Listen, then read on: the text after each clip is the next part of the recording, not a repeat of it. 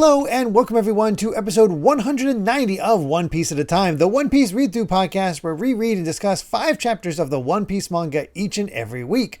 I'm your host, Derrick, and I'm joined by a wonderful co-host and freelance letterer, Brandon Bovia. How you doing, Brandon? I'm doing... crap. I'm doing pretty good. I was just thinking like, oh man, what is going to be our 200th? Because we're really close. Yeah, we're 10 episodes away, and I assume we'll be in Wano by that point, so who knows? I think so. It might end up being like the second or third episode of Wano, I think, which would be pretty wild. That will be interesting. Yeah, but man. For now... Whew, pour one out, man. That's yeah. really what it comes down to, because man,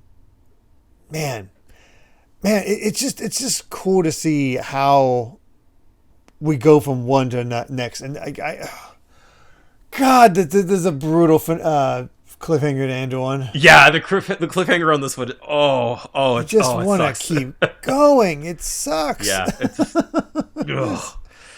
No, this one really feels like, I mean, because again, we've been talking like, you know, we don't have that much of the arc left, you know, it's like 20, 25 chapters, but like the stakes keep getting higher and higher and higher. And this, like, last week was kind of like, it was like, oh God, but it was like fun, right? There was that push and pull. There was that like, okay, you know, we have to run from Big Mom, but like maybe we can pull this off. And now it feels like this is reality kind of crashing down on you.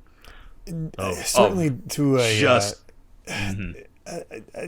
a definite degree. Like it's ramped up and really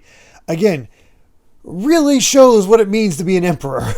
Yes, yeah. I think that God, they do not mess around, and I think that like the stakes being this high, I feel like we are now at that point where like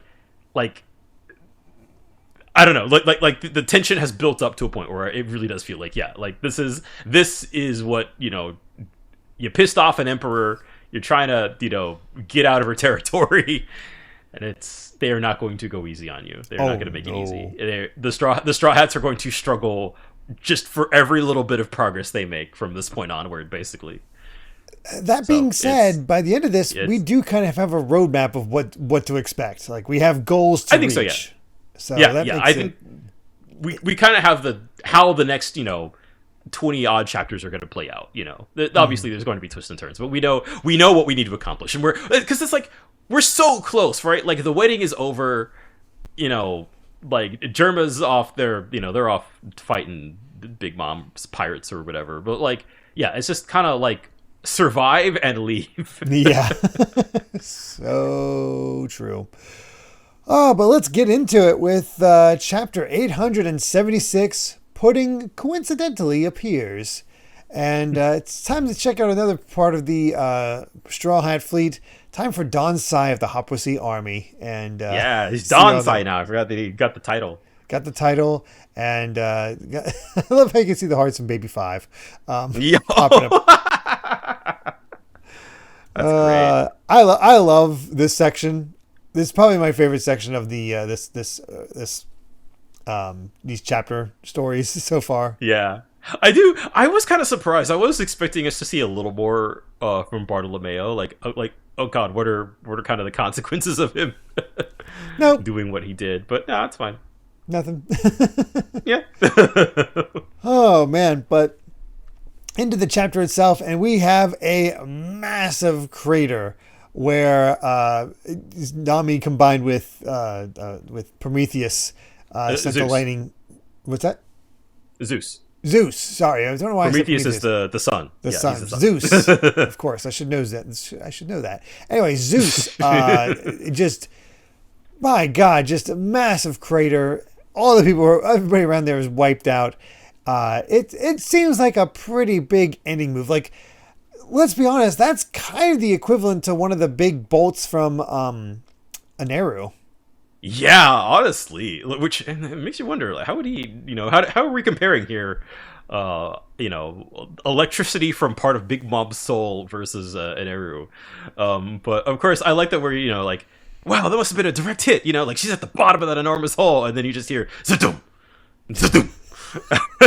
Jinbei's like, that's Big Mom's footsteps. Yep. And then we hear wedding cake. It's like zombie. Yeah. Oh crap, she's coming out. It's like, no, she is still moving. And I can't make out exactly what she's doing. I can't tell if she's eating through the rock or just pushing her body through it. It is an unstoppable object. Given what we know, I would not be surprised if she is eating eating the dirt, just chomping her way through. I also, it's not entirely sure. It's not entirely clear, but I'm willing to believe either or at this point. She's strong enough to dig through it, but she's also deranged enough to eat it. Yeah, and she comes out of the ground like a freaking land shark.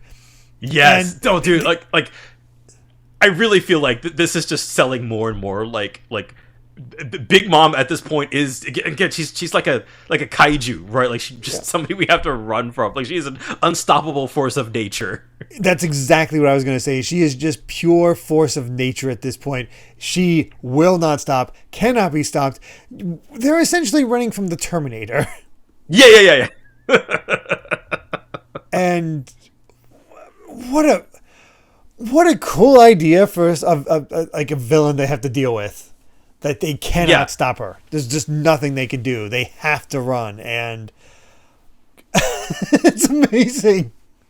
Yeah, it's so good. This is, again, it's just I say it like every week, but like Big Mom is such a bonkers villain, and I really feel like if we have to establish that like we cannot beat her in like a physical 1-on-1, like we're not ready for that. Clearly, this is sort of like a good enough way of like she's gonna just chase us out and we have to run.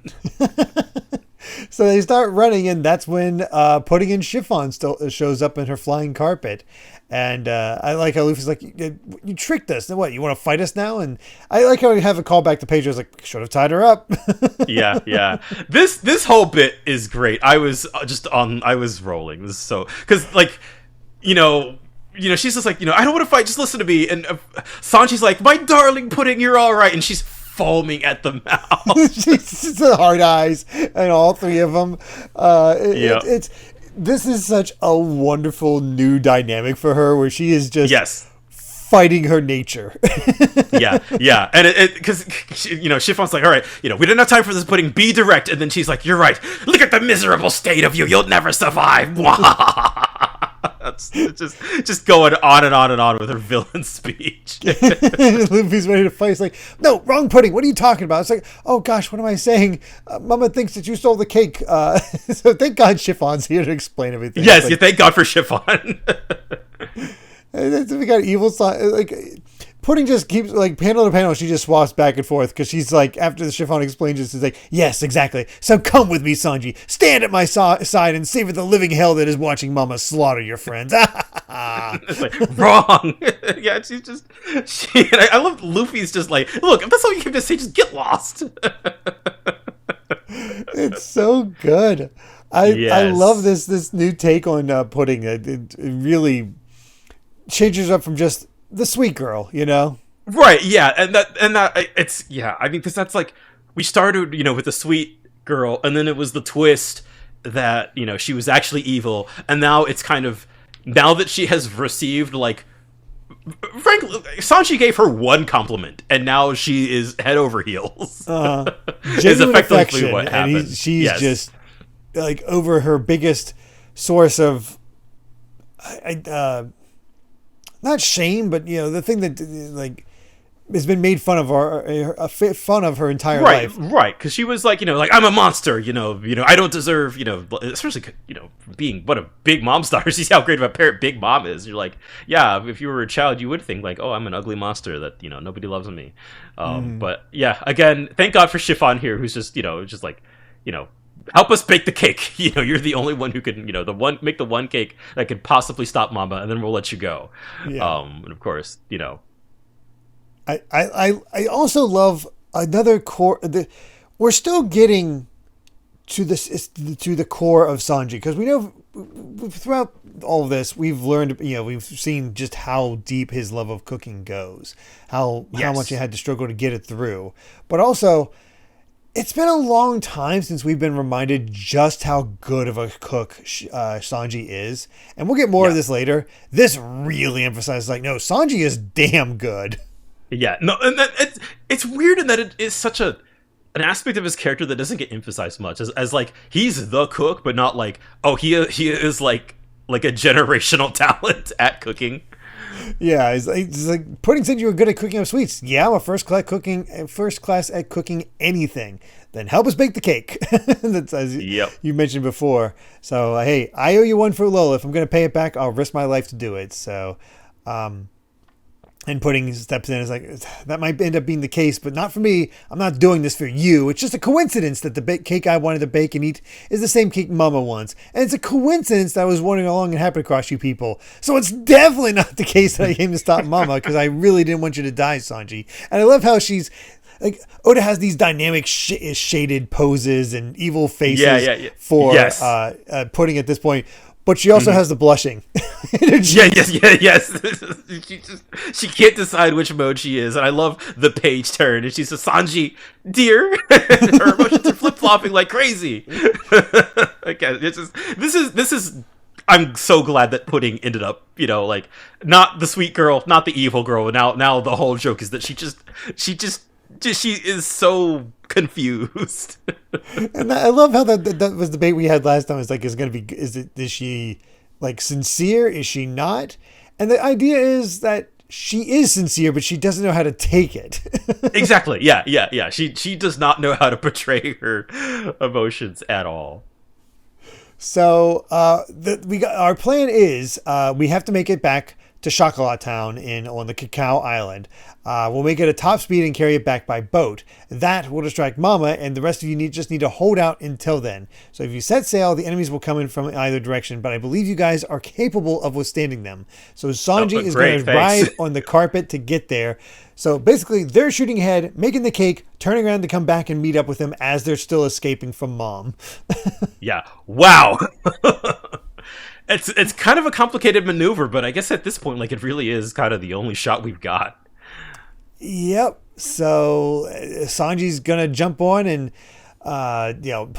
Big Mom sees Pudding and Chiffon. She's ready to she winds up for the Ikoku again, and barely escape it as it just goes flying through the forest. And well, let's hope they're okay. Yes. And I love this last little bit too, kind of as a last little parting gift, because they're trying to escape the forest, but they're like, hey, you're heading for a wall, but thankfully we have Pudding here with her memory filament, where she kind of like messes with the memories of all of like the homies in the forest to give them the memories of like the original souls. Like it's really kind of cool. Yeah, it's a nice display of her powers, and basically they all just go off and do their own things. He's like, all right. Again, it's very funny. Like, okay, this is sort of like Sanji's role in the final act. It's like he just kind of gets to go off and bake a cake. And I love this. And Sanji's on the carpet now. She's like, what are you doing here, Sanji? I've been here all along. It's like, dear. Oh my goodness. Get off and swim your way there, dork. It's like, your eyes are even beautiful when you're mad. Don't pull that crap on me. See, now it feels like they're a married couple. Yeah, they absolutely feel like a couple at this point. Just because, I mean, yeah, their gimmicks are kind of aligned. Yeah. I think the thing that works for me is how much like Sanji, like in his best nature, like he just no-sells it completely, right? Like whenever Pudding goes evil mode, he's just like, yeah, sure. He's not completely not intimidating either, that he's distracted from what needs to be done. So that's exactly. Nice it's thing. Kind of, again, like this set is kind of Sanji in kind of his peak form now, which is also, it's really good to see. And I also really like that after everything we've been through, you have that kind of innate trust between Sanji and Luffy now, where it's like, okay, you do your thing, we'll rendezvous. Like, there's that trust in each other that's been built back up again. Yeah, so for sure. It's really satisfying to see.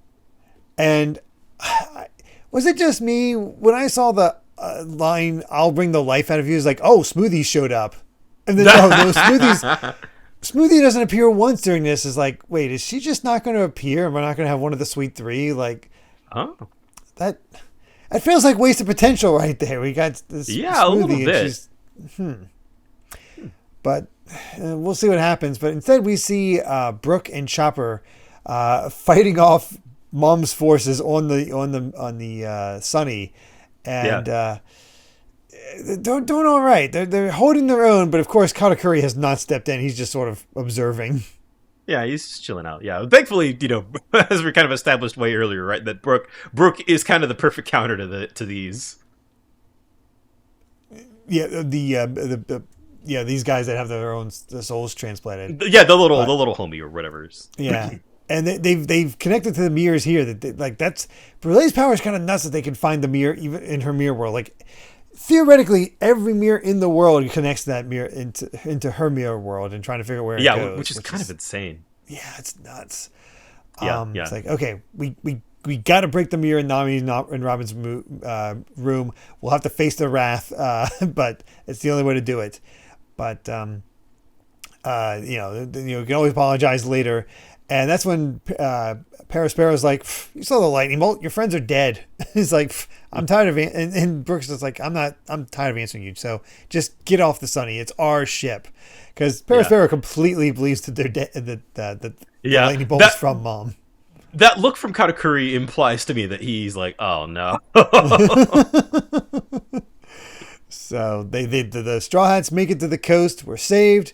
It's like we can't let down our guard, but we've made it to the Sunny. And every little bit of progress counts. And that's when Prometheus shows up. It's like, hey, Zeus, why'd you hit us too? It's like, well, it wasn't my choice. That lightning cloud egg sure was tasty. It's like, what? He had no remorse. He does not care. Nope. That just tasted too good. So, yep. Maybe that's how you know it's a part of Big Mom's soul. That's a good point. But I love how we ended the chapter with let's whip up a cake so good it'll knock Big Mom's lights out. No, dude, Sanji's about to flex. Yep. He's ready.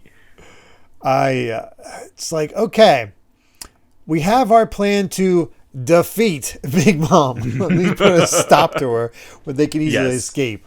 So, we do have an SBS. Basically, all covering the Nami getting that outfit after escaping from the book, which I actually noticed.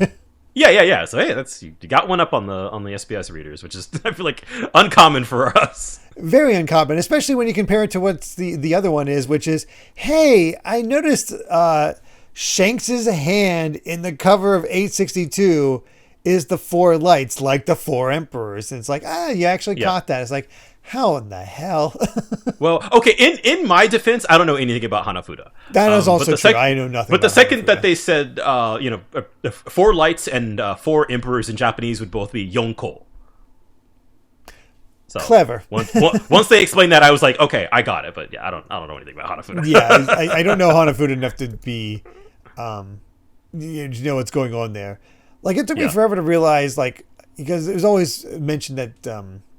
Like Nintendo is like 125 odd year old company, but they started out making playing cards. And you hear playing cards, you're thinking of like Ace, Jack, Queen, King, that sort of cards. No, it's Hanafuda. They made Hanafuda cards. Kind of blew my mind when I realized that, but yeah. But let's go ahead and get to our next chapter, 877, Bittersweet. And it's time for Sai to talk to Ukalisha about baby 5. Cannot believe that one-off joke from Dressrosa ended up coming back like this.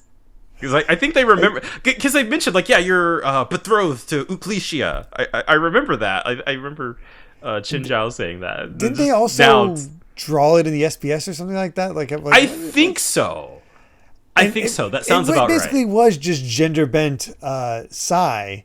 Yeah. But I'm sorry, Ukalisha's a queen. Yeah. I mean, for those of you who like the muscle ladies, there she is. She just has a powerful chin. That's all that is. Yeah, a powerful enough chin to lead the next next in line in the family, right? Yeah. I kind of love that design. I feel like I could read a whole side story about whatever happens here. I know, right? I also think it's very cute to see Baby Five just sort of clinging on to Sai.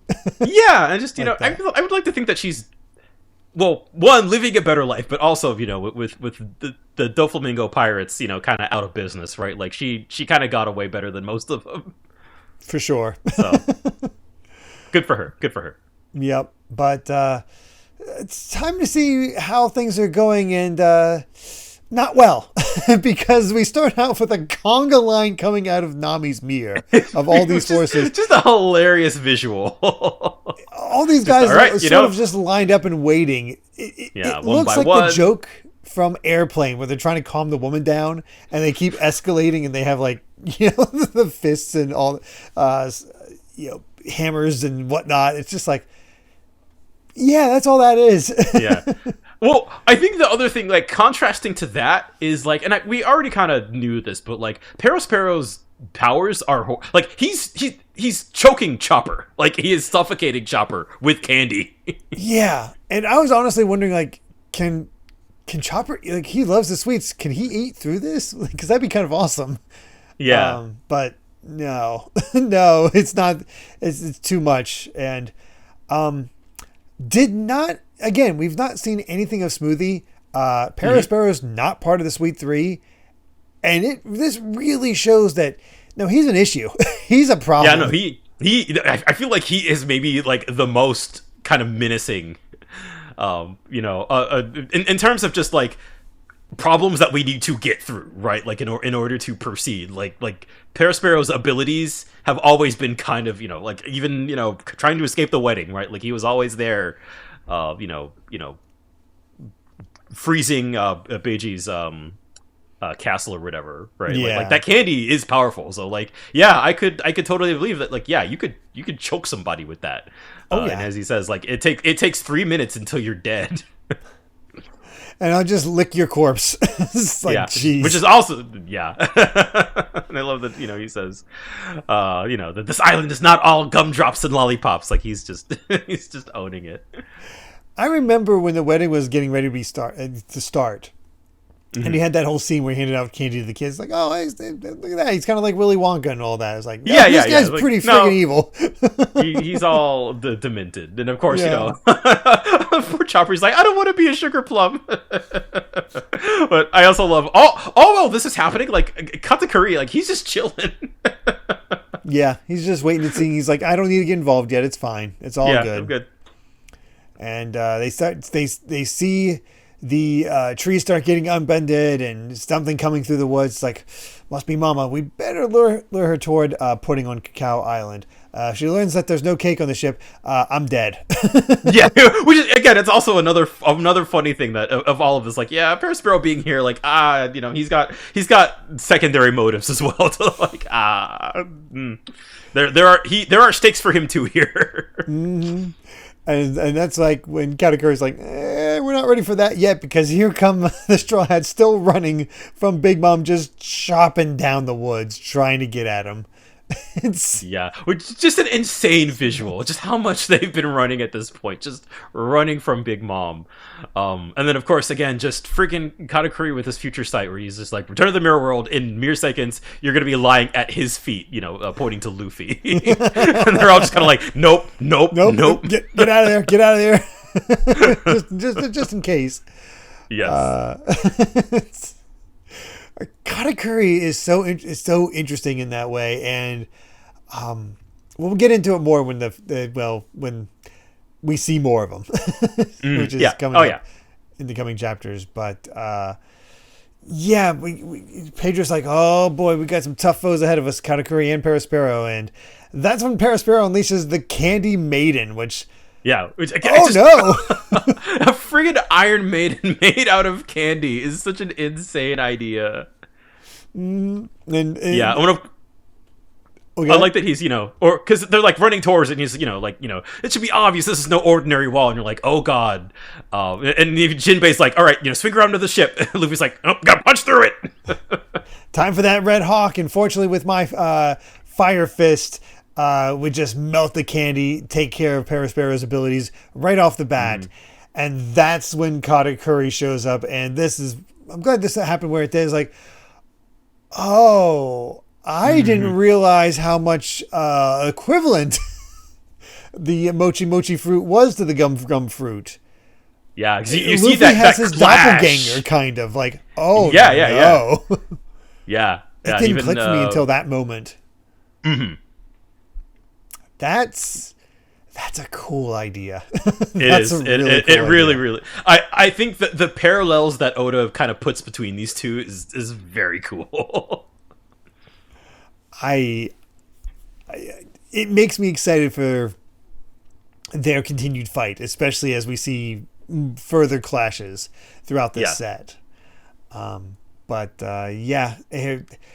Here comes Mom, and we got to get Katakuri off the ship, so let's just focus on getting out to sea. It's like, and Luffy's like, okay, I got what we need to do. I'll take him. They came through the mirror, right? So let's just use Hawk Gatling, and we're going to try to push our way through. And that's when Pedro has an aside to Carrot. It's like, okay, try not to be startled by this sudden turn of events. I have a suspicion that Luffy and his friends are those whom our people and the Kozuki clan have awaited for centuries. The ones who will guide us to the dawn of the world. And which is certainly, for centuries, right? Like that's big talk. And there's also there's that dawn again, as was mentioned a whole bunch on Zou. Yes, indeed. So don't have anything further from there, but we do see Parasparrow contacting Mondor to arrange this. I like how Mondor is kind of the one to set up. It's like this needs to happen here. He's the coordinator of the very, very much so. With his book power, that seems to make sense. Yeah, and it is very funny, again, as we kind of mentioned earlier, right? That it's like, now that Big Mom's kids all have a goal to rally around, it's like, now they're all kind of coordinating and working together.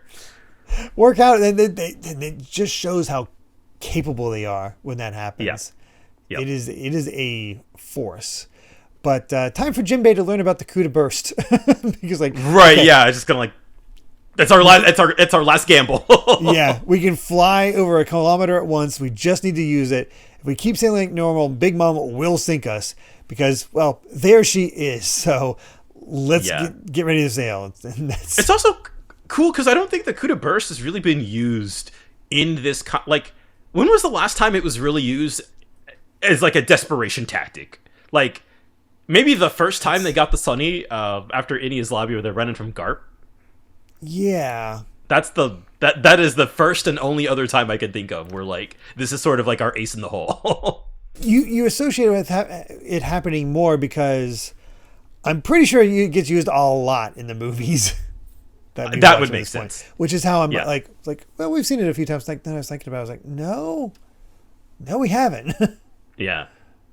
So. And of course, I also love it. Jinbei's like, what? And he's very matter of fact as well as Big Mom's coming in. He's trying to get everything ready to go. He's like, Brooke, Chopper, are you still conscious on there? Because it would be really bitter escape if you died in this attempt. So, yeah, he's like, I don't know how this ship works. Give me a hand here.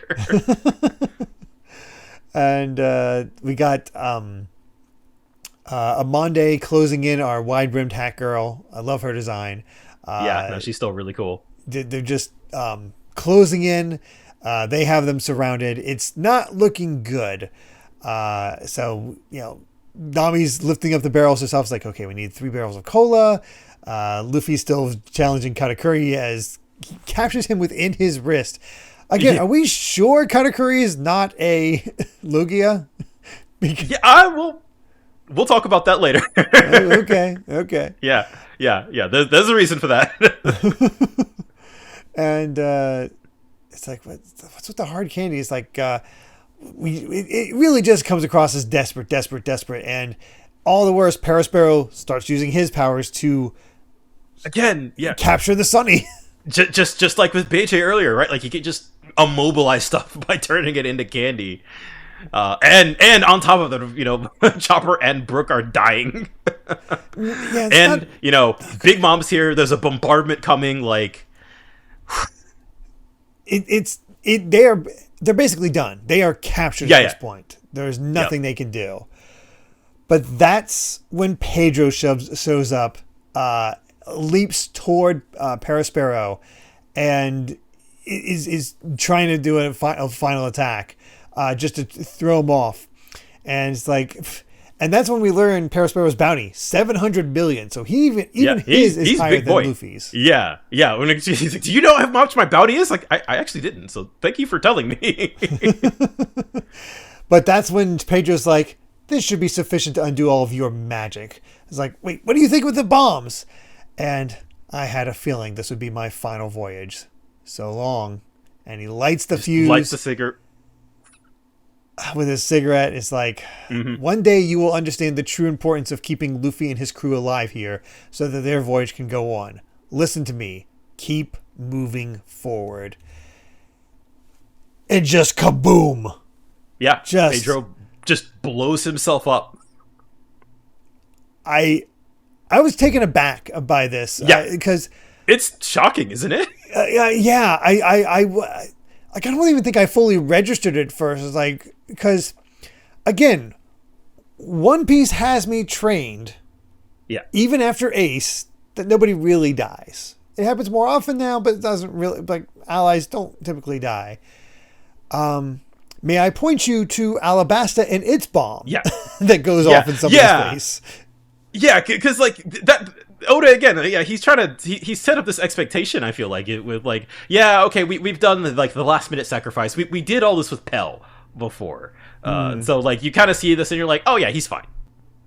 Like I in no uncertain terms, like Pedro is dead. This is where Pedro dies, and that's on the one hand, like, because Oda has, we have seen characters survive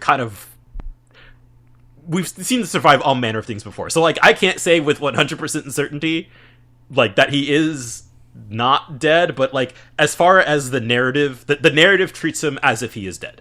And there's no, as far as we've gotten to, there's no sort of take back of this moment. And I really hope he doesn't. Long, I feel like that's not going to be the case. Pedro MVP really of this whole. Yeah, no, he's the man. Like I've forgotten just how. Like I remembered this moment, but I forgot how cool he was in the build up. That really lets you you kind of really. He really feels like part of the crew.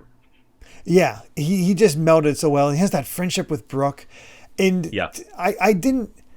I wasn't emotionally affected by this because it was so sudden for me. Yeah. And, just like, well, he's not really dead, is he? There's so much other chaos going on that it doesn't linger on it in the same way. We get the flashes of everybody's reactions to this happening, but it doesn't register. So I'm a little sad that it doesn't register like that I feel like, oh no, not Pedro, that sort of thing.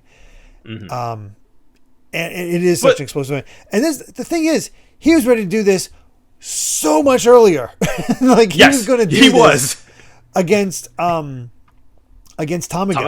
before they stopped him at the mirror. Mm-hmm. So, and as we'll kind of as like the setup to the next chapter is kind of like the fact that he is now living, with like most of his lifespan taken from him. I think it makes the most sense for him narratively, like to be the one to make the sacrifice. Like as the way that he kind of acts is kind of like a man out of time, right? That he's kind of he knows that he doesn't have much time left, so he would, I think, much rather go out on his terms to do something to make that sacrifice for the people that that he thinks are very important. That'll bring the dawn to the world, whatever that means. So and that he goes out on his terms, I think very cool. And we're just going to jump right into chapter 878, Commander Pedro of the Mink Guardians, because this is where it hits more.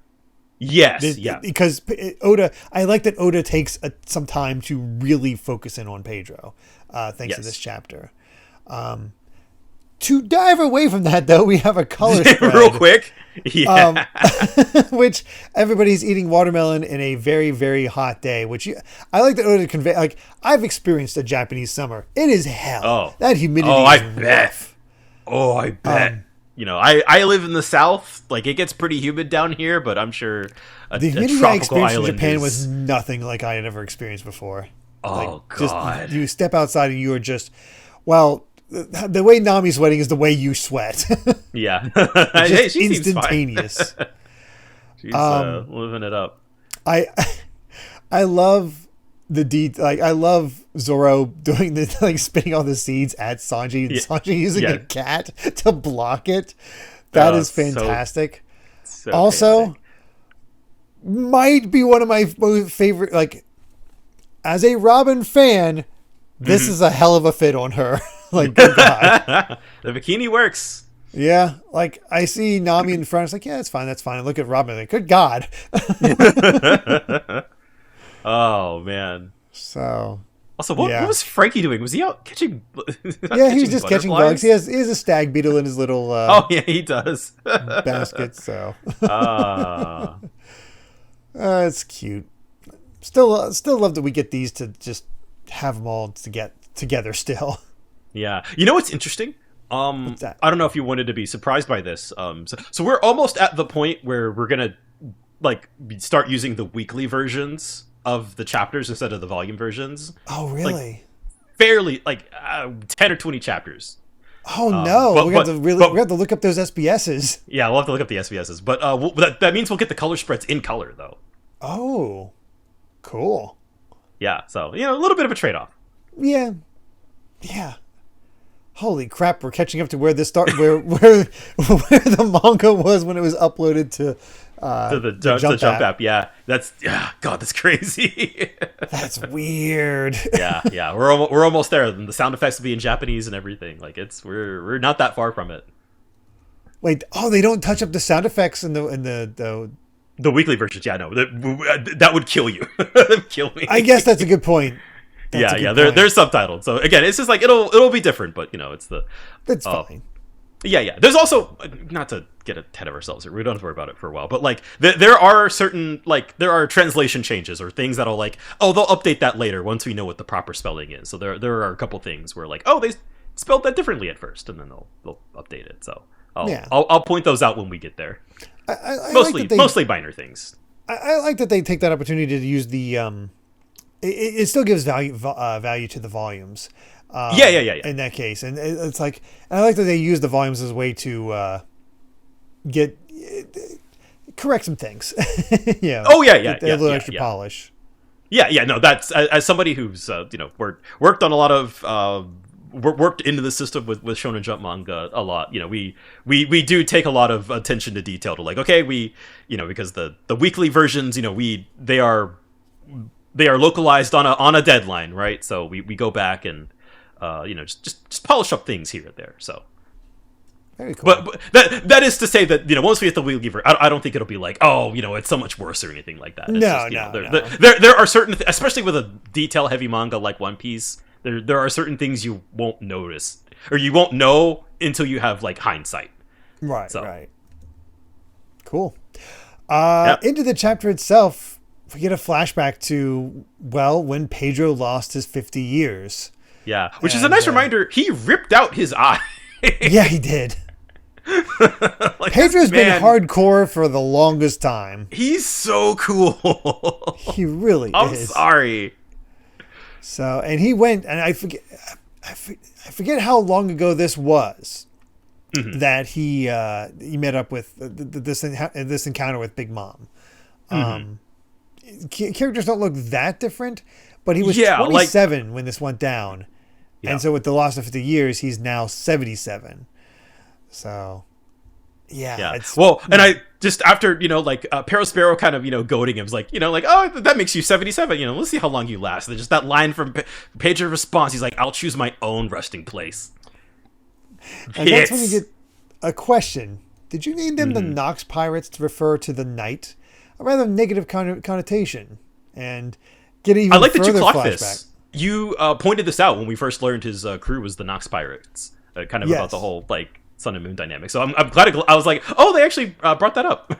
Yeah, it's very cool, and we get to see young Pedro, who's adorable. Yeah, he wants to join Roger and Oden on their trip. Is like, no, you're here on standby.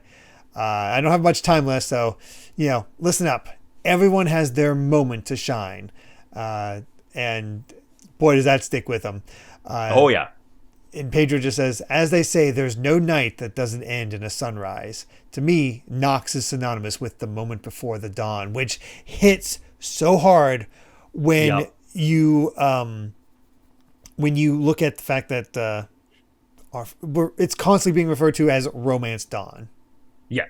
Yeah. No, I think the concept of dawn and kind of the idea of like, again, with every night, the cycle of the sun and the moon, right? Like, every night we'll have the dawn will come, the next day will come. That I feel like we don't know exactly, sort of like, kind of in a nuts and bolts sense, like what that means in terms of the story. But it's clear that it comes up over and over again, and it's clearly kind of an idea that Oda has been playing with, like basically since the beginning. So whatever it is that he's doing with this, and I there are aspects about this that I think I can infer, some 300 chapters later, but like it's still not entirely, like oh, this is what he means by it, if that makes sense.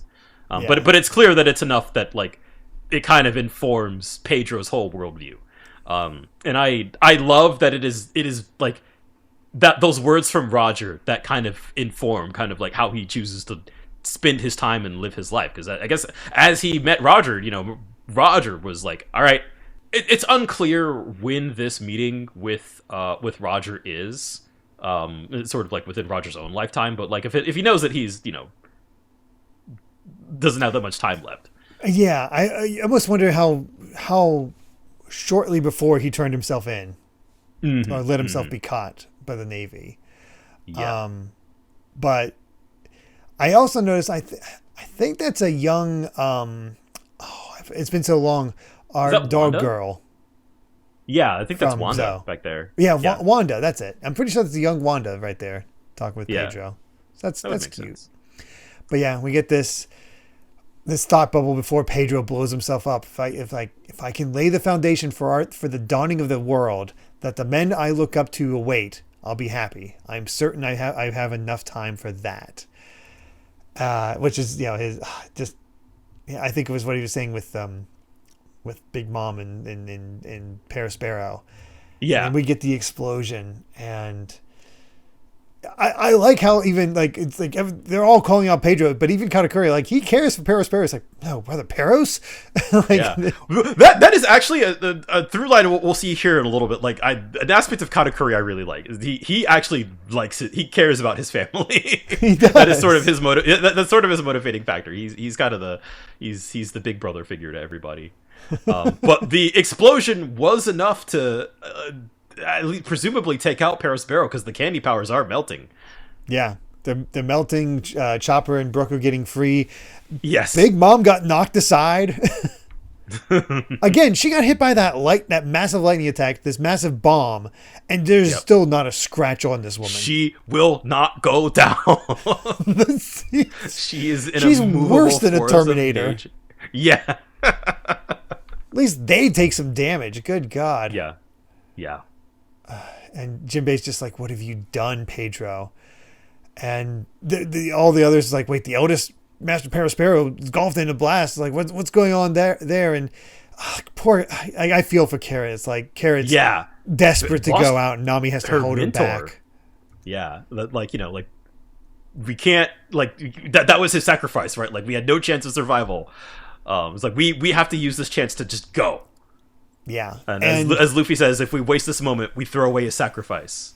And I love this growth from Luffy, because he, when Ace died, he just snapped. And granted, Ace is certainly closer to him than Pedro was, but we know how Luffy cares about anybody that he considers a friend. Right, like he would go in, swoop in to make sure he's okay. He would he would swoop in to, like if he's hurt, like go in to protect him. Like that's like the way, he said this before, right? It was just kind of like, if anybody's in danger, like we'll just swoop back and, we will come to their aid. And even what was that back when they were in oh my god, Beijing's like castle, where he was just kind of like he was ready to go out there and fight.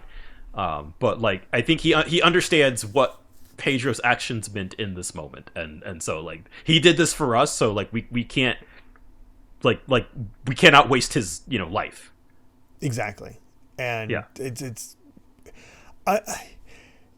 you look at Luffy as a character just from the outset, and we've brought this up a few times. It's like you would not think he's a character that seems to change or evolve or grow, and he does.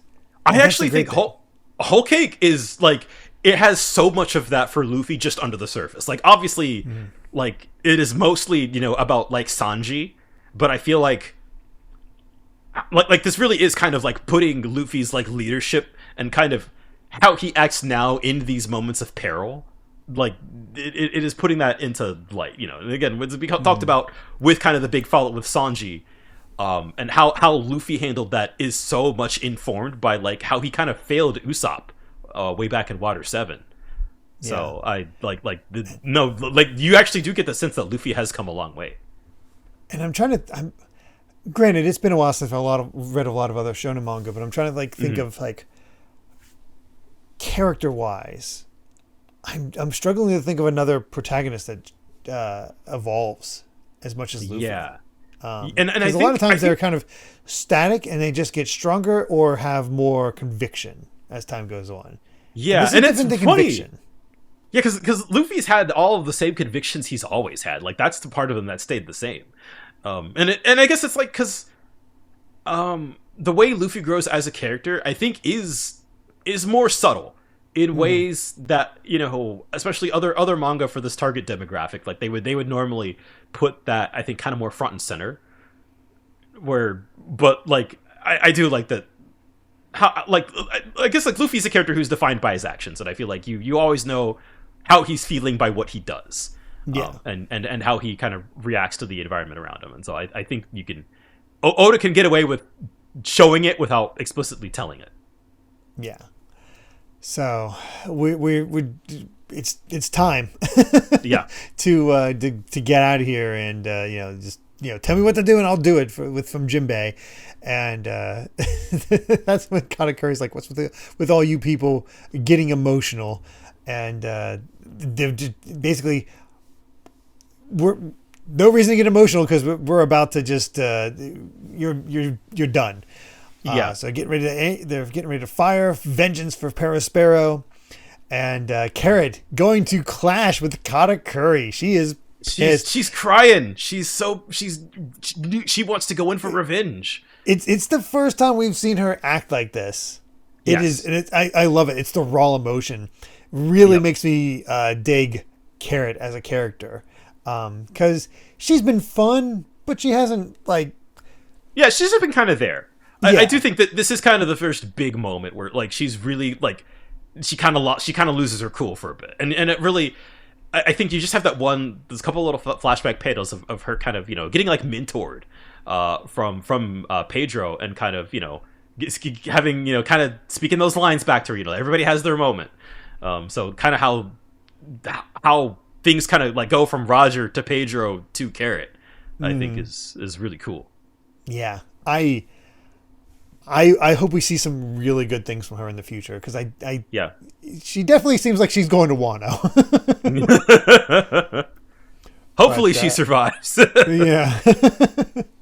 But Katakuri is getting ready to Katakuri takes her out without an issue. He just like steps down on her, and Luffy just prepared to fight Luffy, and he just shouts out like, "No, we're leaving. I'm the captain of this ship."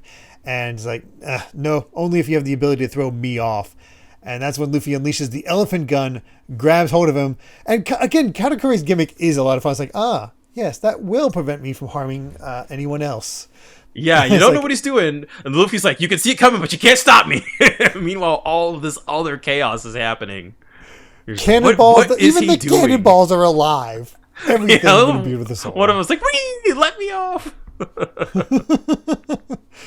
It's like, Jimmy's like, I don't think, I have no idea this is going to happen, but here we go. And Big Mom has hold of the Sunny. She's biting into it. It is not good. But that's when they see a figure in the smoke. We kind of ruined this surprise because it's like, yeah. No, it's not Pedro. Paris Sparrow is the one who's still alive. And I love this detail. The fact that Oda decides to really sell how much that explosion just how impactful it is. Yeah. Paris Sparrow lost his arm. Yeah, it blew off his arm. It's pretty hardcore too. So like that, I'm glad that it did something.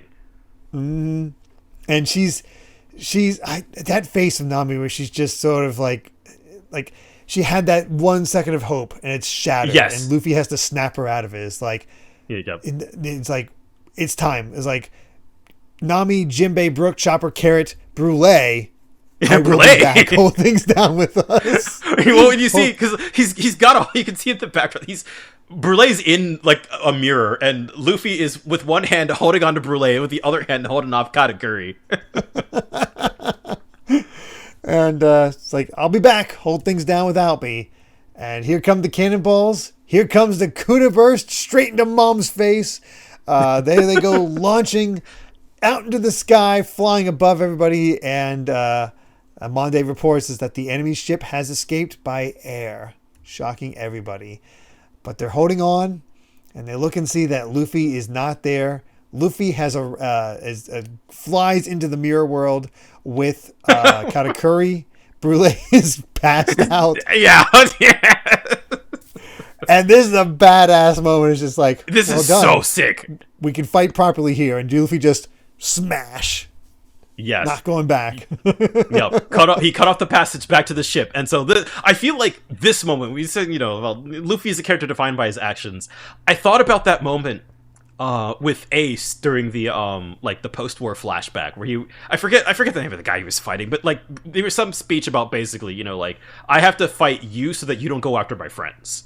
And like that kind of mindset, I think, is what's kind of driving Luffy here, is like, the one thing I can do right now is to make sure that Katakuri doesn't go after anybody else. So like, It's like, I'm not trapped in here with you. You're trapped in here with me.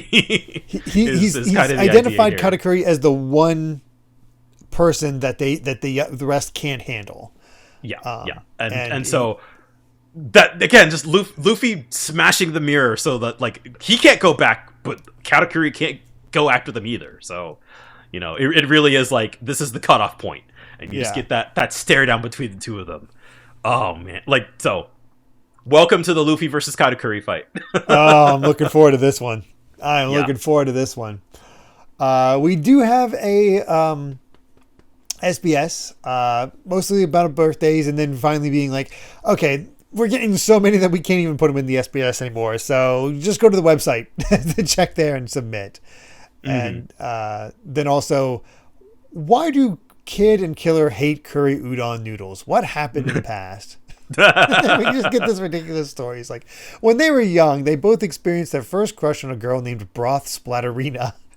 The trio were having thick udon noodles in curry-flavored soup for lunch one day until they looked up and saw that their dear Splatterina was simply covered in brown sauce. When they laughed at the sight of her, she beat them both up and never spoke to them again. Ah, the bittersweet memories of youth. What the heck? Sure, man. I don't think we knew that Kid and Killer were childhood friends, but I guess that makes sense. That's sort of his first mate type thing. Makes sense. Yeah. So let's. Dear God, we got 2 chapters left. I know it's like it feels like it's been mostly fighting and escaping, but there's still Oda's really good at putting in that story as we're going through. It took so much happening just to get like that first Kuda burst off. Like, I think the build up and all of the things happening, like it really felt like things were at their most desperate. Yeah. So, chapter 879, Big Mom's Sweet 3 General, Katakuri. Yes. And, turns out the betrothal annulment is a rough one. He got the crap beat out of him by Ukulisha. She's not pleased. Nope. He might be dead. Baby 5 is crying over his corpse. Also, he exists. His brother is there. Yes, Boo is here. Boo is there. I can't believe it. Amazing. Oh man, and I feel this. Like we get into the chapter, and it's storming and all that, and it's kind of covering up the rain. They're having a time to grieve because, again, Pedro and Brooke became bros. Yeah, and so that he like, I love that, you know, we have this moment to just kind of let everybody let it out. Of course, Chopper with his goofy crying faces, but it really is kind of a heavy moment for everybody. But of course, Jinbei is like, all right. But he's kind of in a like, hey, you know, it's our enemies who want to cry. Like we got away, man. Yeah, we can't lose control. And Brooke admonishes him, is like, how can you be so heartless about this? It's like, we cannot let our guard down. The shoreline was a place of certain death. Pedro understood what that represented and was determined to sacrifice himself whenever necessary. And with his act, Pedro was victorious. He achieved what he wanted, and we were able to get away because, yeah, straight up, they were not getting away. Yeah, that was like, I think, just such a masterfully kind of crafted scenario in which really kind of like it made it like the only solution that made sense, right? Like this was the only thing that was possible. Yeah, and he did it and was willing to do it without a second thought. Brooke and Chopper Chopper was going to die. I don't think Brooke was going to die in that, but Chopper was going to die. So, and as Jinbei points out, how great of a loss has the enemy suffered because of your arrival here? This is an unprecedented setback for them. Don't you hear Pedro's voice in your ears? Onward. Luffy understood the stakes instantly, and that's why he took on that foe by himself. Katakuri is a bounty of 1 billion berries. It's a big gamble. So sooner or later, that Big Mom's going to catch us again, and her fleet is going to close in on us in all directions. So until then, we cannot let down our guard, or else we will fail Pedro's sacrifice. And man, that is the speech where Jinbei, you are a straw hat now. Yes, you are. Yes, you are one of the crew. That is a speech that you could see Sanji or Zoro giving. Or Zoro, definitely Zoro. Yeah, like. And it is just like, okay, you know, we have to build ourselves back up again. Like, let's keep moving, you know. And we have that determination to get stronger again because, again, Brooke saying, if only we'd been stronger. So it's like they trained for all that time and they've reached that point where they're struggling. Not enough. And they got to find that next power level, I guess. Yeah. There's just the next breakthrough, so to speak. Like, I think that's what I really enjoy about the section is... Not for nothing, you know, again, this is definitely the most dire stakes I think that the Straw Hats have been in since the time skip. Like, this really feels like, and again, part of that is that they're only here with half the crew, but it is like, we are just stretched thin at every moment. Mm-hmm. We are a party of 6, really 7 with Sanji being off there, against the entirety of Mom's forces. Yeah, it was always going to be. We're doing great. That they're doing this much is amazing. Yeah, but I love this. Like from those words, Chopper gets in. Like is all right. Give me orders, Nami. Let's do this. Yeah. So they all lock in, and it's like, okay, Sanji's group will come from Cacao Island back this way, according to what they said. So we need to make sure we don't miss them. So let's steer this way. There's a strong wind gust coming. We'll catch it, and let's refill the cola that we just spent and keep us moving. So let's identify the sea currents and just keep things moving. Carrot wipes her eyes, and they're coming. Goes on lookout. They're coming from 6 o'clock. Those ships and Big Mom is walking across the water. Is she the Messiah? She will not stop. No, it's not because of any innate ability of hers. It's because of Pero's Sparrow with the candy sea slug. Friggin' Perospero, man. He is kind of the biggest thorn in the side. He reminds me of Kizaru during Marineford. Like he's that same level of like just a constant nuisance, kind of enabling all of the worst things. Incredible. Like I did not clock Perospero to be such a thorn. Well, it's funny too because Perospero's like, where did Zeus go? Like this is his job. Exactly. I'm trying to survive. So I do wonder if Perospero himself will be taken out by one of them, and I don't know who it would be, but I do kind of hope that he gets soundly defeated by one of them.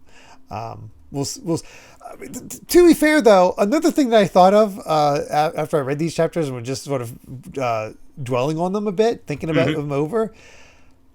What the hell's gonna happen? Like, where's German double 66 at this? Oh yeah, we'll catch up back with them. We're not done with them yet. It's like we still have all these other hanging threads. It is funny how much they just been kind of a side thing. They don't matter. They don't matter at all. It's just enough to get Sanji's backstory. That's all they're there for, other than to get us into this situation. And that's incredible. And I think that where we left off, where like Sanji had that big speech with Judge, I feel like that was kind of the like, all right, we're done, right? We're done. Like, and I think that was no reason to have anything to do with that. It's just a matter of really comes down to, is Reiju okay? Yes, you are correct. That's really all anybody cares about. But he's like, Perospero's just sort of talking to himself. I was like, I suppose this suits me just fine. I have a score to settle. Losing my right hand isn't so bad. I can simply fashion a replacement out of candy. But each time that I enjoy my hot afternoon tea and the heat melts from the cup, melts my hand, I'm going to be reminded of that hateful jaguar mink's face. Isn't that right, Napoleon? There's nothing more humiliating. He's like, sure, whatever. He doesn't seem to care. Well, it's funny. You have those two panels side by side of Perospero being like, how should I torment his companions? And meanwhile, you see Carrot just, kind of holding back her tears and her pure rage. I want to see. I feel like crossed. I don't know if it'll happen. Really hope Carrot takes out Perospero, but I was also hoping for Sanji to take out his brothers or his father. Right. So I don't. Nothing's guaranteed. Again, I feel like it is really novel how few like one-on-one fights this arc has. Yeah. Like there's fighting, but like not in the traditional it is, we're gonna square off and it's like this character versus this character type thing that we saw. Like we finally got Luffy starting his fight with Katakuri, and it's like this is kind of it's kind of his second legit fight, really. Yeah, it was Cracker and Katakuri, two of the sweet three, but so that makes sense. But I do like this little aside. It's like Zeus is like, hey, where'd everybody go? And Prometheus is like, oh, I'm so weak. I need some fire. Yeah, they got left behind. Wonder what's gonna happen with those two if they're just gone. They're so powerful. They're such a threat, but they're also so goofy. Oh man. But also, just randomly out of nowhere, speaking of characters we haven't seen in ages, here's Pound, Chiffon's father. It's like, there's Chiffon. It's like, hey, I'm down here. Check me out. And they just pass him on by. They just pass him by. Yeah, just as for the sight gag. He's just like stuck on a random boat? Was he trying to leave? I think he's just trying to leave. He got out of there. It's like, Mom trying to kill me last time. I'm out of here. That's so funny. It's just on your way out, just like, is that my kid? And Sanji's getting a bit of backstory on Lola and Pudding, where Lola was the minister of chocolate on Cacao Island, and ever since she left, the position's been empty. So everybody thought Pudding would take over and fill the void, but she keeps refusing. And I love this detail that Pudding is so embarrassed to be around Sanji, or is so overwhelmed by it that she's hiding in the rolls of the carpet. That's so, oh my god, it's so cute. And she's like, oh, the only minister of Chocolate Town for Chocolate Town should be Lola, and I didn't want to take that away from her in case she ever came back. And Sanji's like, wait, she was a master chocolatier? I had no idea about that one. And and of course, putting shifts over is like, if I sit on the same carpet as him wearing my wedding dress, they'll basically think we're a married couple. She's wrapped up into the carpet, making the evil face. It's a pain. It's all a great bother. And of course, Sanji's like, okay, sorry about the trouble. Just don't fall. And she's just, how's he so sweet? He's worried about me. She's like, shut up. I can fall if I want to. You can't tell me what to do. Hey, look, we're nearly at Cacao Island. And then she adds in the deer. Of course. God, no, again, just, I'm so glad. Like, Pudding is a way more of a complicated character than at first sight in multiple ways. And we're about to see just how much of a challenge Luffy's in for when it comes to Katakuri. Because I've been waiting for you to get for us to get to this for so long. Is you want to talk about Luffy fights? You want to talk about like getting this man like challenged and pushed to his limit, like. Here we are, of course, you have like the peanut gallery being like, don't waste your time, blah, blah, blah. And so here's Luffy doing the Hawk Gatling. Luffy's kind of winded, and Katakuri's like, oh, this is kind of the same, isn't it? And he's just got multiple mochi arms covered in hockey. Matching all of his Gatlings and then overwhelming Luffy. It's like, yep. There's like I told you, there's nothing your powers can do that mine can't. I have you both beaten both speed and strength. And Luffy's like, there's no way that rubber can lose to mochi cakes. So hilarious. So he tries the Hawk Stamp, but that being able to see the future helps out. Katakuri dodges it completely, and Luffy tries to vanish as well. Katakuri spots him, bam, kicks him straight away. Yeah, I feel like this is already kind of not looking good. I think this is I think sets the stage for kind of the different levels these two are operating on, right? It's like right now, Katakuri just like kicks him into the wall. Like Luffy hasn't even like reacted yet, and he's like, "So you're gonna try strength next?" And he's just like, again, just like fighting a guy who can see your every move coming. Like, yeah, and then Luffy goes for his Gum Gum Elephant Gun. And Katakuri's just no sells it. It's like, man, what a huge punch. And then you see another panel and Katakuri matches him, and it's twice the size of Luffy's 3 times. And just overwhelms it. Yeah, it just like pushes him back like into the ceiling. It's just like we're already here again. Like Luffy has already like he's tired, he's winded, and Katakuri is so casual about it. He's just like, no. Every single attack that Luffy has, like he's just no. And so the crazy thing to me is it feels like Katakuri's learning new moves from Luffy. He's like, oh, you're doing this.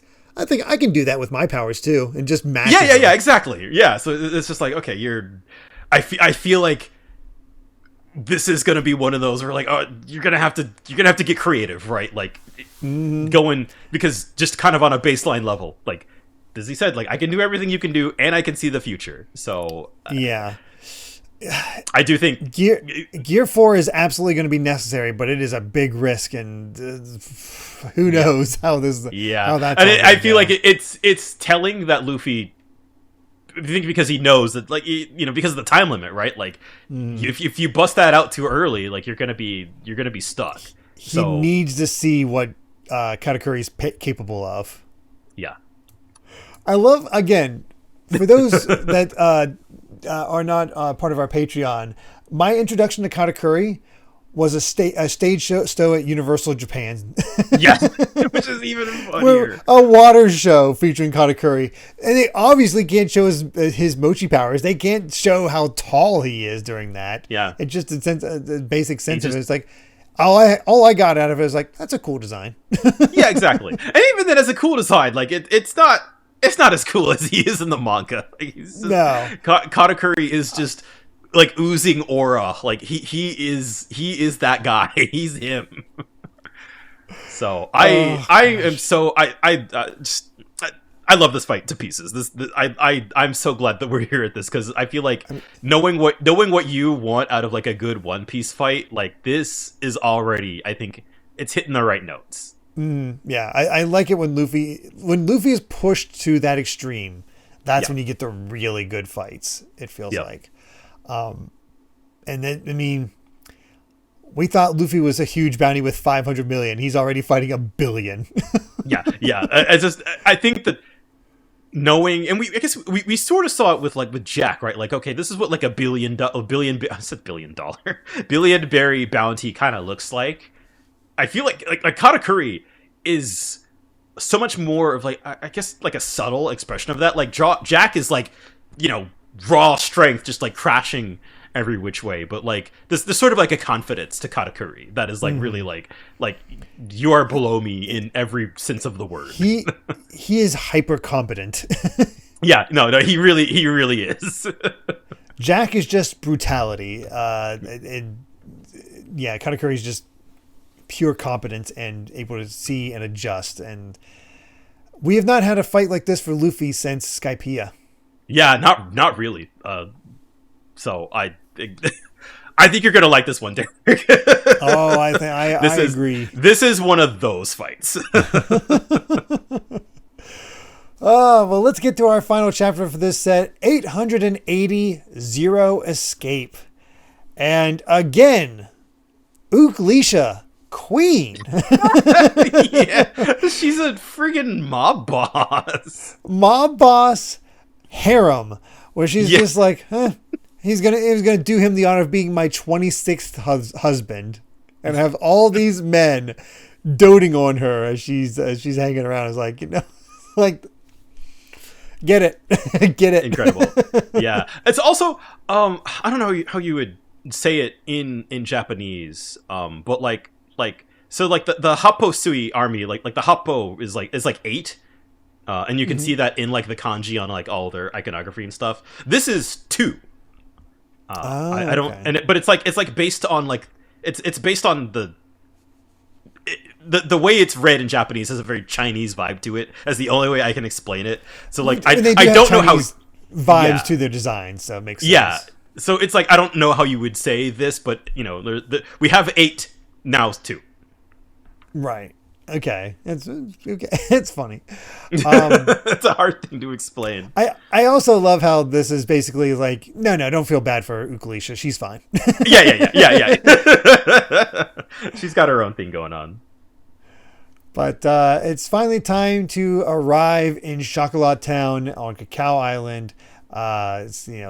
We've arrived, and she has Chiffon in chains because she was not involved in the rebellion. The fault is in her husband Beige, and she's like, sorry, I had to do this, but it's like, it's fine. I know where I stand. I was like, yeah.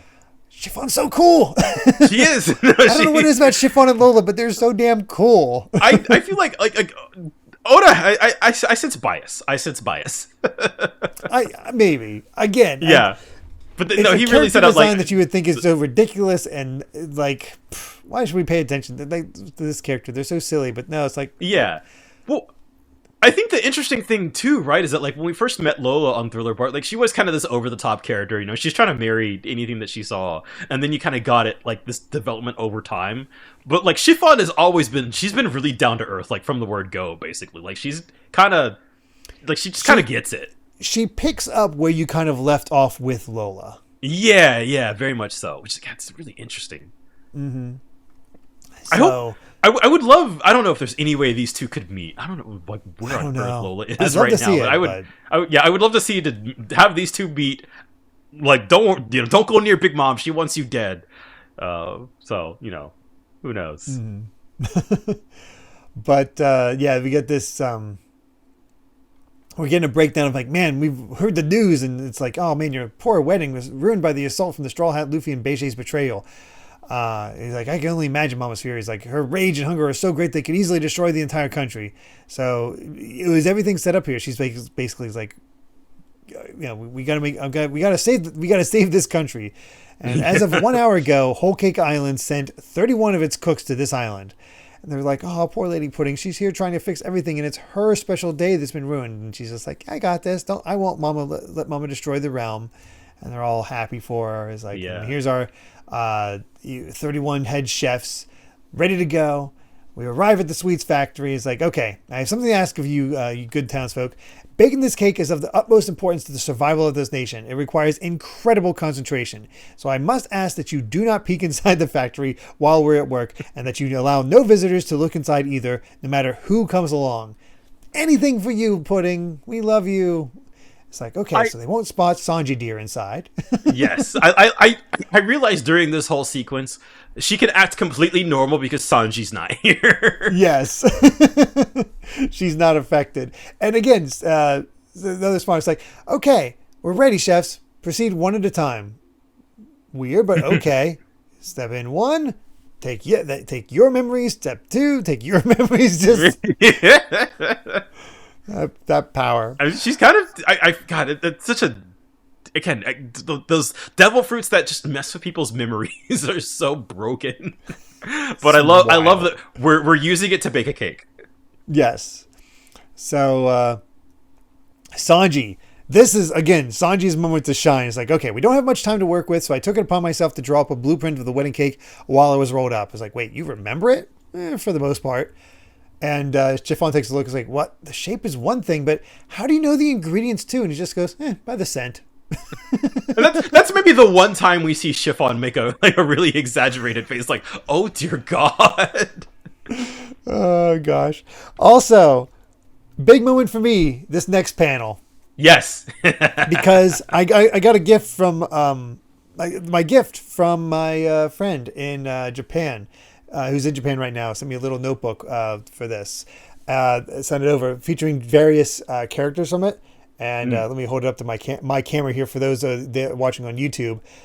There's this panel of of Pudding in her outfit, the cooking outfit, chef, and I was like, "Who's this?" I don't know, no idea. Well, because I remember I was holding on to this interaction. Yeah, because you thought it was Nami, and I very specifically I was like, "That's not Nami." I was like. I think the funniest part is that, like, we've been here in Whole Cake for like 50 chapters.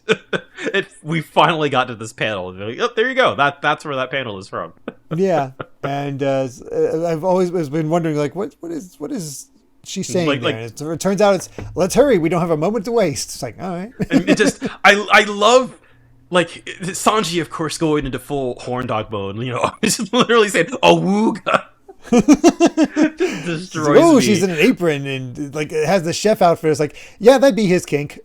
Yeah, well, I like it's not only like, oh, of course, like Sanji's being the horn dog, but now we're with somebody like Pudding who just cannot handle it. And she's like one panel later, and she's like under she like needs ice on her head because she's just too overwhelmed. She's bleeding from the nose. It's like, oh, they're a perfect match. Exactly, right? Like they're the dynamic here is so good. I'm back to shipping.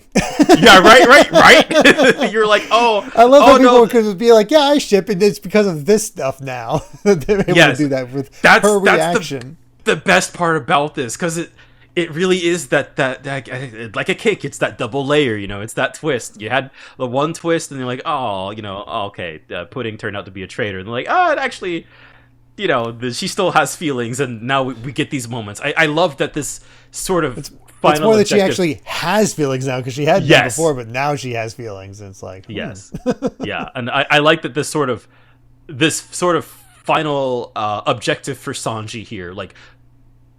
You know, this still is right, like Sanji's kind of big arc, and so kind of for his finale, like we get to emphasize his cooking. Yeah, we already saw the effects of his kindness. Now it's time to see the effects of his cooking. Yeah, and that's a great plotting by Oda to have like work like that. Absolutely, and. Of course, Pudding explains that, yeah, remove the big incident from all the cook's memories. In other words, they think the wedding happened and we're married, but the wedding cake was ruined. So now, you know, we got a fresh cake. So, you know, fortunately, the memories of the first cake are still fresh and vivid. And they're taking a look at the blueprint and recipes like, oh, I did. Let me know if there's any mistakes. Like, you did this? It's perfect. It even got the secret ingredient Chef Struzan spent a week coming up with. I heard you were good, but I couldn't imagine you were this good. Yeah, again, man, Sanji, like he's just rocking it. And again, he's just so simple. Like, oh, thanks. It's just like, oh, grin. It's like, who would have guessed as your first act as a married couple would be baking a cake together, and that just poof. Yeah, again. Pudding's mind. Well, I love it. She's, like, no, stop it, you're gonna kill her. I love it. Yeah. Well, Pudding is bleeding out, and then she is, thinking to herself, eek, we're basically a married couple, but then outwardly goes into evil mode, gives Sanji the finger, and is just like, you try to do that hubby stuff with me, I'll stop the breath from your lungs. It's just like, again, Sanji, dear. She can't stand it. She can't handle it. It's so great.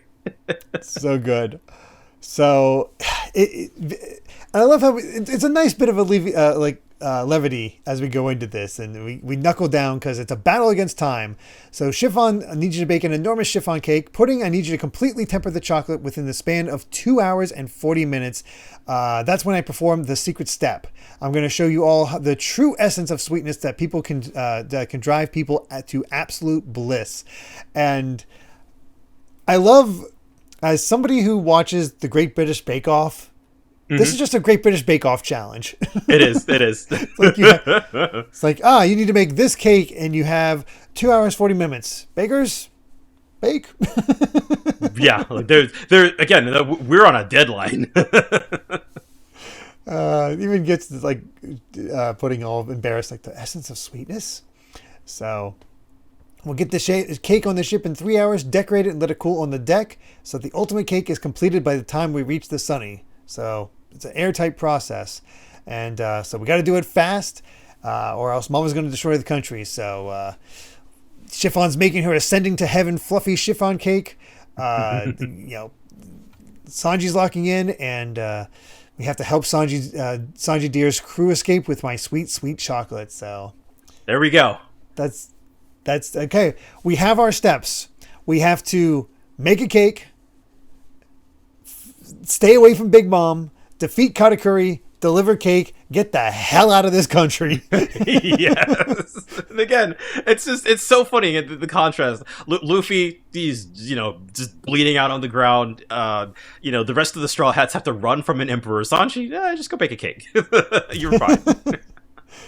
But yeah, Luffy is out, and Brule is woken back up. Is like, hey, you gonna sleep out there all day? We can't move any soldiers without you up and active. He may think his stand saved his crew, but look at the state of their captain. Go take some soldiers and light their ship on fire. They still have more mirrors. So, yeah, and some of the other goons found they found another mirror that led to the Straw Hat ship. So that's like, it's not over yet. And Luffy kind of picking up on what they're about to do. He's on the ground trying to punch through the mirror. Mm-hmm. Going after Mars Capone and Jose Carpone. Those long necks. Oh God, so weird. It's like Katakuri immediately puts a stop to that. It's like, weren't we supposed to have a one-on-one? It's like, keep your filthy hands off my brothers and sisters. It's like, he is protective of them. Yeah, exactly. The way he sends out his legs and with his powers and just starts stomping down towards Luffy. That's nuts. It is. It's such a goofy power, but it is so intimidating. And it just it's so, even now, you can tell it's so desperate. Ugh. Luffy's just barely staying away. He gets a hold of the mirror, starts shouting out towards Nami, and he's like, somebody answer me. Hey, and Nami gets a hold of it. It's like, hey, are you all right? And more are coming in. It's like, there's still more mirrors on the ship, like in the boys' room or the bath. Break them, smash them all. It's like, well, how are you going to get back? I don't know, but I'll find a way. I'll do something. And we can see they're just shooting our arrows straight through the mirror. Right? Yeah, and they're just like, we have to ship on fire. Yeah, they don't even have to go through. they're all just laughing. And again, Luffy again, he's just knock it off. Trying to stop him, but Katakuri is just, you just can't get past him. And the other thing with that is just this is the most damage we've seen Sunny take in a while. Oh yeah, for sure. Ever. It's literally set on fire. We saw Big Mom started taking a bite out of it. So yeah, and Nami just says, are you all right? What's going on? What's happening here? And just like they're all focusing. There's like you got to smash all those mirrors. They're about to pile through. I can't stop them all myself. I need to focus on him. So Nami shouts out that we got to go around and break all the mirrors. And like, Nami, we've got trouble. And Pudding just says, "There's no escape." And we get to the next panel, where I'm going to say that Big Mom has imbued another part of her soul into the water itself to create a massive tidal wave. Would that even work on ocean water? I don't know, but I think because it's imbued with candy because it's like syrupy as well. That could be it, actually. So that might be the rule around it. And I am devastated by this. How we end this set. It's like, hello, sorry, Luffy, we might not make it. And the final panel is just blackness. I'm like, no. Right. You want to keep reading. Oh, it's, man, what a fantastic set. This was so good. Gosh. Just unbelievable. Like, in a macro sense, I can kind of see how the rest of this arc is going to go. Like, in just in a general, like, I don't think there's going to be too many macro swerves at this point where we don't, like, something else is going to happen that throws things off. It's like, okay, I think we're kind of locked in for how it's going to go.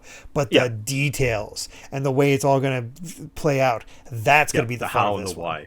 I think the thing that's really stood out to me this week is, like, even just simple stuff, right? Like, we spent, like, a chapter and a half, like 2 chapters of, like, just trying to get the Saudi to, like, get off Akuta burst so we can get away. And the amount of things that kept escalating and escalating and escalating and escalating just to get, like, that one thing to happen. And of course, you know, like, Pedro having to sacrifice himself at the final moment.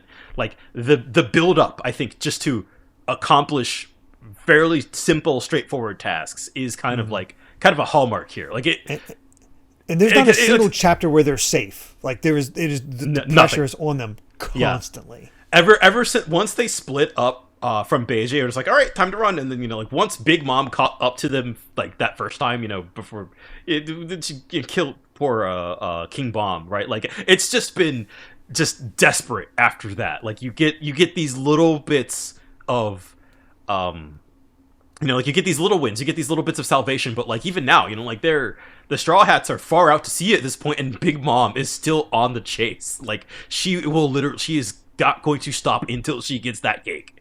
And that, like, I don't know if we've ever seen a One Piece villain that is this just, like, just on him like glue. It's incredible. I think, like, there was a desperation to oh gosh, it's been I'm blanking on the previous arc. Dressrosa. There's a desperation to Dressrosa as well. Yeah, but I don't know. It all felt manageable. Like, it's like, yeah, of course, in a way, take him. In I think that, like, because the alliance that Luffy ended up building was so large, right? Like, you had that town, and you had, like, every other person had beef with Doflamingo. Like, and that really was a situation where, like, this is how Luffy builds his army, just through the raw power of friendship. This is, like, Whole Cake is, every step of the way is, like, yes, you have allies in, you know, oh, surprise, you know, Beijing's here trying to assassinate Big Mom. And surprise, like, we kind of ended up working with Germa. Like, they ended up kind of being helpful.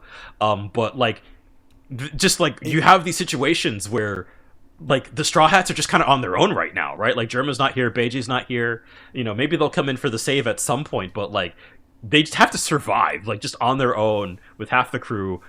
A freaking emperor.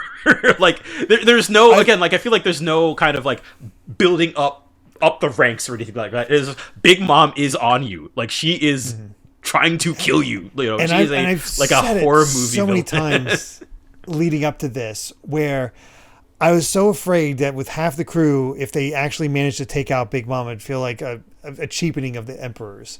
Exactly. Yeah. No. Yeah. That Oda is able to kind of maintain that, like, mystique, right? And I think now that we we have finally gotten like, okay, yeah, like Luffy's opponent for this arc is not Big Bob, it's Katakuri. And I think like it makes the most sense to have Luffy's kind of big 1v1. Like it is kind of Oda saying like, yeah, Luffy's not ready to 1v1 an Emperor yet, right? Like he's barely ready to take on like her number general. one guy. Right. Like we've just gotten a little bit of that fight, but it's like, and we don't even know if Jack was the top general of Kaido, right? Kaido. Yeah, I'm trying to remember if we said that or not. I think they said he was. I don't think anything was mentioned. I just think he was underling. He's definitely up there, but yeah, I don't know if he's top, and I kind of doubt it. Yeah, if we've already dealt with like I don't know, he got kicked by an elephant. Yeah, I feel like it's not the most intimidating. He's kind of still trapped on the bottom of the ocean, so yeah. So I think like and I think that's what makes sort of this transition, right? Like as Doflamingo being kind of the last of the warlords that we're dealing with, kind of transitioning into, okay, so now the emperors are the major threat. Like how do you kind of build that up? And I think this is the smartest way.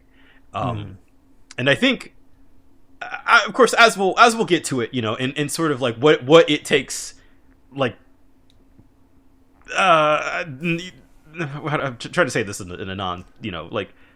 It's gonna take a lot, to take down an emperor. I feel like we have already that has already been illustrated. Firmly as established that, and you can honestly just look at the length of Wano. Yes, yeah. So it's not easy, and it never is easy. And I think Oda is just brilliant at that. So I'm so excited. I just like the Katakuri fight. I'm so glad we're here. It is every I feel like throughout this podcast, this is kind of like the build up. Like this is the things that we look for in sort of our big major arc fights. Like I think it's all here. I think you're going to like it. Oh, I'm looking forward to it. Yeah. We do have an SBS real quick. Nothing major. It's just we get the origin of where Oda got Garchu from. For the mink greeting. It's a Nepali phrase. Oh my god. Timi Laimaya Garchu. Timi Laimaya Garchu. I'm probably mispronouncing that, but it means I love you. Yeah.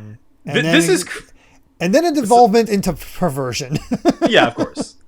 I found it interesting that not to get all real world for a second, but there is sort of like I don't know if you saw about like the straw hat flag being used in like the Nepali uprisings going on right now. With, really? I didn't realize. Yeah, I forgot it was Nepal that was happening. Yeah, and that it was because it's like a big like they're Gen Z basically, right? It's sort of like trying to overthrow the government.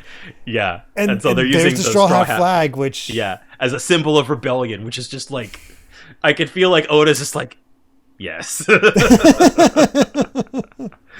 I mean. Is that fitting? Yep. I mean, what current events happened? A lot of people put out the shoot down that flag. Yeah, right. Yeah. So but I do find it funny that we got the question of like, because everybody loves to ask about private parts here. It's like, hey, Karen and Wanda's breast furry and jiggly or smooth and jiggly? It's like, oh, well, of course their bodies are coming further, so of course they'd be furry. Wait a second. He's been tricked into answering the perverts. Yes, and then he just talks about how overeating would lead to hypoglycemia and whatnot. He's like, don't binge. It's like. Consider changing your diet and all that. Oh my goodness! I mean, we've sung the praises again. This is ostensibly this is all action, and we still managed to get a typical length episode out of this. Man, it really.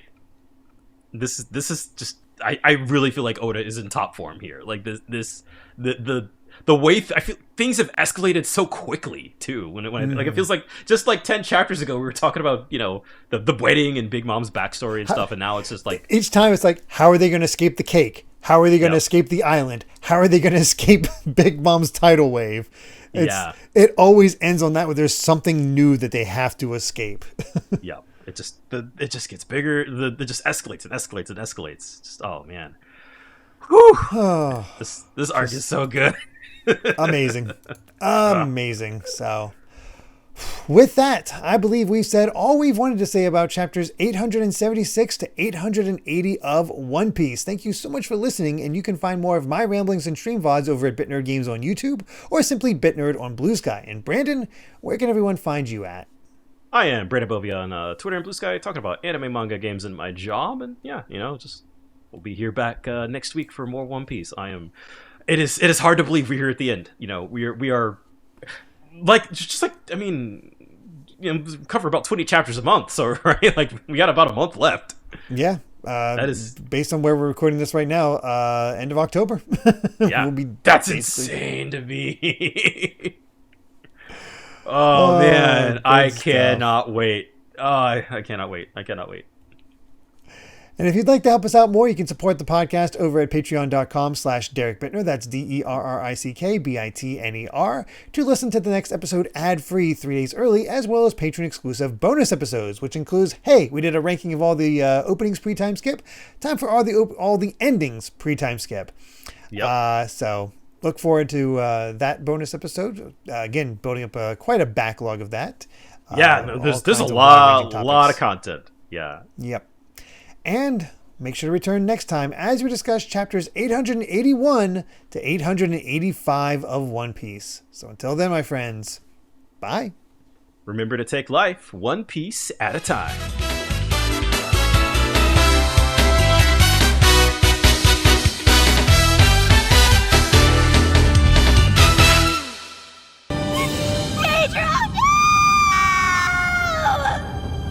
Listen, you, Gaara, must keep moving forward!